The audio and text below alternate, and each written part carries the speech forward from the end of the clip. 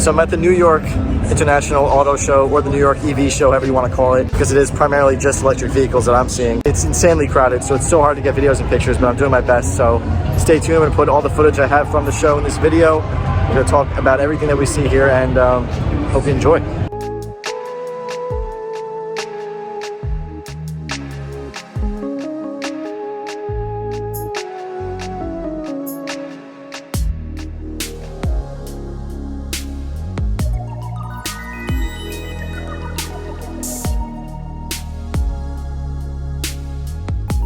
So here's something you don't typically see, is an EV racetrack. You could actually get in line to drive these electric vehicles around this little impromptu racetrack that they set up. I guess it was kind of cool to see all these new EVs going around and hearing their tires screech ridiculously loud, but I mean, if you're an EV fan, you definitely would enjoy. I thought, you know, it would be cooler if there were some gas vehicles, but you know, it's the future and this is how it is now.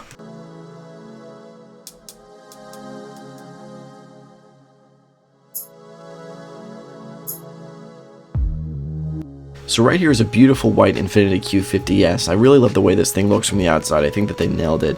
But the interior didn't impress me as much. It's not that it's a bad interior, it's just a little bit basic for a car of this caliber.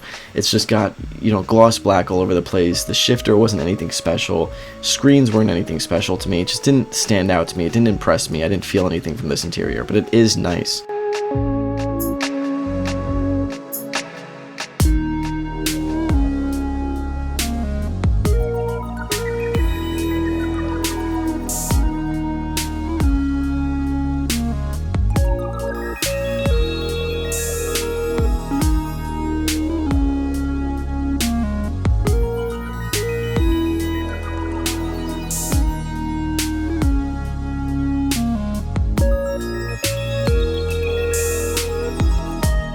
Of course, Hyundai had to be here. They've been making big waves in the car scene for the past few years with their Veloster N, and now, of course, the Elantra N, which we're about to get into. So this thing, from the outside, is a bit questionable if you ask me. I'm not a huge fan of the looks from the outside, although I do think it looks better than something like a Honda Accord or, you know, a Toyota Camry. But the outside of this car is not where it shines. The interior is its main selling point, and you're about to see why. So as you know, Hyundai hired BMW designers to work on their sports cars, and this car is obviously one of them, because this interior is gorgeous for a Hyundai. These seats are absolutely beautiful. Look at that light up N logo, the little cutouts next to it, the Alcantara all the way down. They're so minimal, but they're gorgeous. They've done everything right with those seats. The rest of the interior is good too, nothing special, but I really do like it. So I just did the Veloster and sim racing thing, whatever they got set up over there, and I was really disappointed because they chose Forza Motorsport of any game for a sim racer.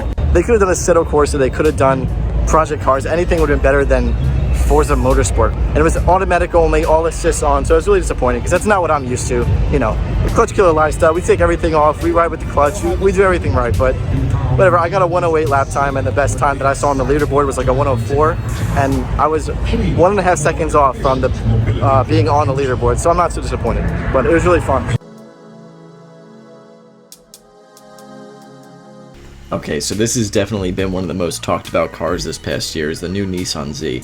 This thing is absolutely beautiful from the outside. It looks a tad bigger than the 370 and the 350 were, but that makes sense because it does weigh about an additional 200 pounds. And this interior is almost as astonishing as the exterior. You got the blue everywhere, which really isn't my thing. Like, I wouldn't want that Neptune blue all over the place, but if you like it, then whatever. The rest of the interior is great. It's very clean. It's got a cup holder, and then you can reveal a second one by moving the armrest back, which is something I've never seen before. Great interior, very Nissan Z. I love it. And when getting out of the car, I actually tripped in front of about 3 dozen people. You're about to see that right now. So that was great to do. But yeah, so the rear taillights of this car I thought always looked fantastic since they first were revealed. Now we're going to get in the driver's seat, and this made me realize something. My Camaro's visibility is not as bad as I thought it was in the grand scheme of things, because this was as bad or worse as my Camaro, but you know, it's a sports car, it's how it's supposed to be. All in all, everything in this interior is very purposeful. You got the full digital gauge cluster, which I'm not really a fan of, but some people are. All this Alcantara on the sides, which felt so good on the seats as well. Some of the interior switches and buttons have been the same for the past like 20 years for Nissan, but it's an entry level sports car, what are you gonna do? It's definitely a great successor to the 370Z.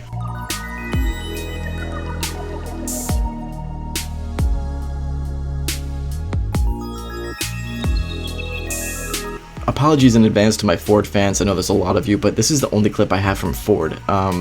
It was a lot of trucks and a lot of Mustang Mach-E's. The only exciting sports car were these, the Ford GTs, and the Mustang Mach-1, which was so crowded I couldn't even get a video of it. So apologies again, but this is a cool comparison of the old and new GT.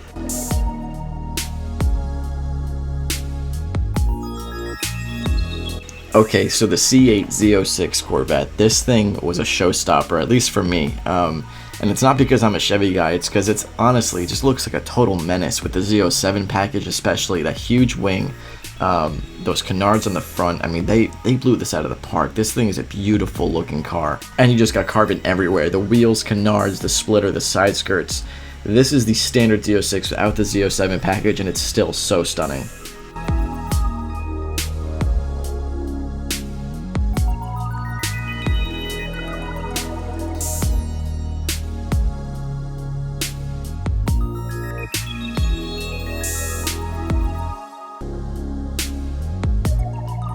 So here is the Toyota Sequoia capstone, and if you've already seen the Tundra capstone, you know how beautiful the interior of this thing is.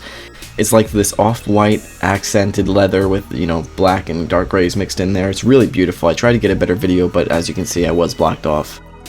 So this was a little peculiar. They did this like fake unveiling of the Tundra capstone. Even though the car has already been released, they did like a whole thing where they spun it around the podium like it was being unveiled for the first time, and they were like hyping it up so hard. But I mean, I wasn't complaining. It felt really cool to be there, and the Tundra capstone is a beautiful car. It shares the same interior as the Sequoia capstone I was showing you earlier. It's just a great looking truck. I've never been a guy for pickup trucks. I mean, I think they have their place, but I never needed one personally. But if I did get one, this would probably be at the top of my list. This thing is an absolute beauty inside and out. Alright, I know you're probably like, Nick, why are you showing us this electric platform? But there's a reason why I wanted to include this. If you look, they're kind of building this electric platform like an internal combustion engine car. They're putting the battery packs in place of where an engine would be, which is kind of cool, because maybe the future of electric is going to be closer to gas cars than we thought. Maybe not, I don't know, just some thoughts.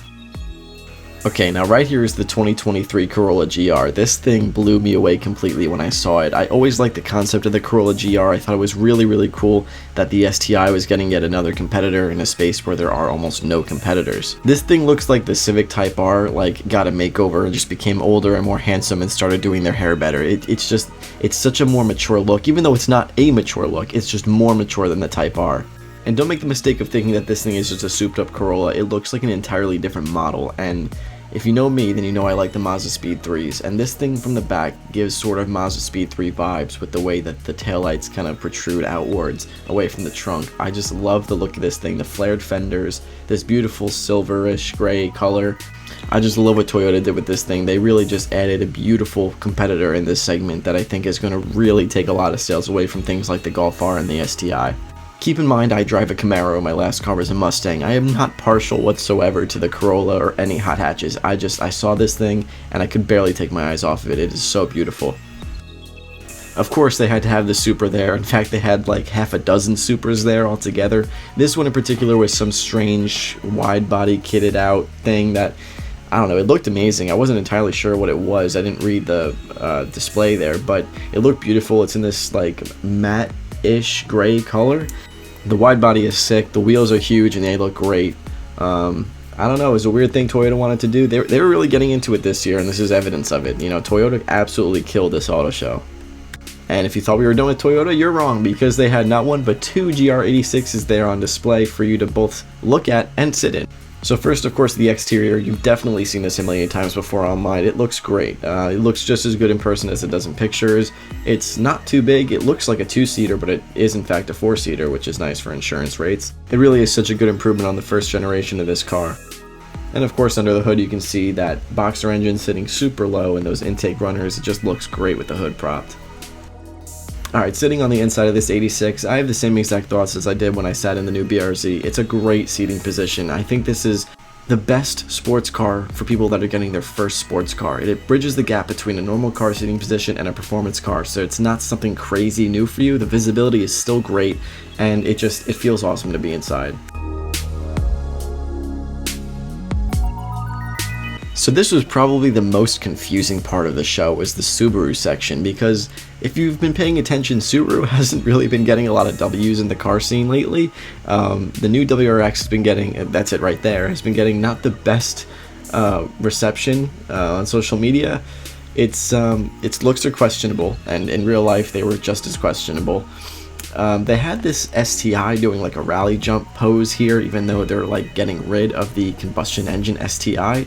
You know, thankfully they had the BRZ there, which is great because I think that's like their best new car.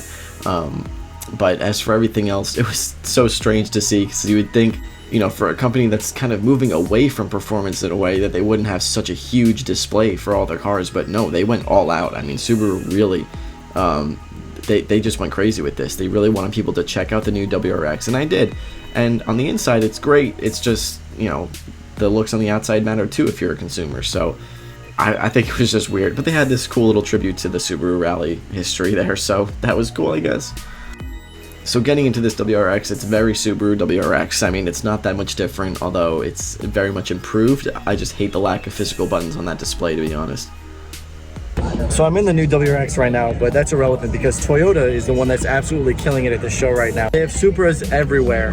They have two GR86s because they knew people were going to be wanting to look at them so much that they brought two of them. The GR Corolla is on display and it's so beautiful. I wish we could go into it, but you can't because it's on one of those like rotating platforms. I gotta say that GR Corolla looks way better in real life than I thought it would. It might break the bank later this year when it comes out, we'll see.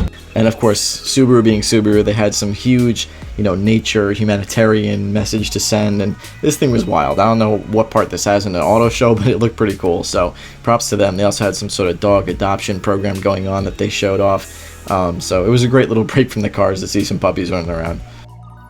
So while you take a look at some custom cars that they had at the bottom floor of the Javits Center, I just want to say how much of a great time I had at the auto show. Even though a lot of people said it wasn't as fun as it used to be, this was my first time going and I had an absolute blast. I will definitely be coming back next year and getting even more videos and photos for you guys to see, so thank you for watching. Make sure to drop a like and a follow if you want to support everything I'm doing here on YouTube. Go follow me on Instagram and TikTok if you want the daily content on there. I appreciate you guys so much for watching. I hope you enjoyed and have a great day.